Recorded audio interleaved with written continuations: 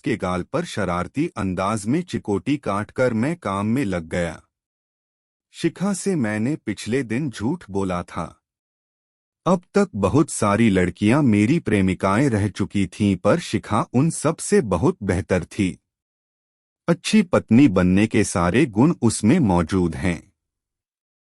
मैंने मन ही मन उसके साथ शादी करने का पक्का फैसला कर लिया। शनिवार की रात मैंने ऋतु के साथ डिनर किया और फिर रात उसकी बाहों में उसके फ्लैट में गुजारी। सच्चाई यही है कि मुझे ऐसा करते हुए कैसी भी ग्लानि महसूस नहीं हुई, क्योंकि तब तक मैंने शिखा से शादी का कोई वादा तो किया नहीं था। वैसे 2 हफ्ते बाद आए रविवार को शिखा के सामने शादी का प्रस्ताव रख मैंने इस कमी को पूरा कर दिया था। तुम्हारे बिना मुझे अपनी जिंदगी अधूरी सी लगने लगी है शिखा। तुम हमेशा के लिए मेरी हो जाओ, मेरे सपनों की राजकुमारी। मैंने उसकी आंखों में प्यार से झांकते हुए कहा तो उसके गोरे गाल गुलाबी हो उठे। जिंदगी की राहों में तुम्हारी हमसफर बनकर मुझे बहुत खुशी होगी कपिल। इन शब्दों में उसकी हाँ सुनकर मेरी खुशी का ठिकाना नहीं रहा। फिर हमारे बीच यह फैसला हुआ कि 3 दिन बाद शिखा के जन्मदिन के अवसर पर हम शादी करने के अपने फैसले से सब दोस्तों, रिश्तेदारों व परिवार के सदस्यों को अवगत कराकर सरप्राइज देंगे। अगली रात 9 बजे के करीब बिना सूचना दिए समीर, अंजलि, मनीष और नेहा मुझसे मिलने मेरे फ्लैट पर आए।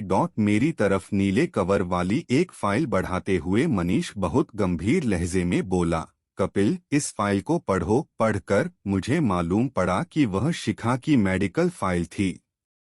उसने करीब 10 महीने पहले नींद की गोलियां खाकर आत्महत्या करने की कोशिश करी थी। इस फोटो में शिखा के साथ उसका प्रेमी राजीव खड़ा था। इसी के हाथों प्यार में धोखा खाकर शिखा ने आत्महत्या करने की कोशिश करी थी। अंजलि ने अपने पर्स से निकालकर एक पोस्ट कार्ड साइज का फोटो मेरे हाथ में पकड़ा दिया। मनीष ने दांत पीसते हुए बताया, यह धोखेबाज इंसान एक तरफ तो शिखा से शादी करने का दम भरता था और दूसरी तरफ शिमला में अपनी पुरानी प्रेमिका के साथ होटल में गुलछर्रे उड़ा रहा था। यह खबर शिखा को अपनी जान पहचान की लड़की से मिली तो उसे इतना गहरा सदमा पहुंची कि उसने आत्महत्या करने की कोशिश करी।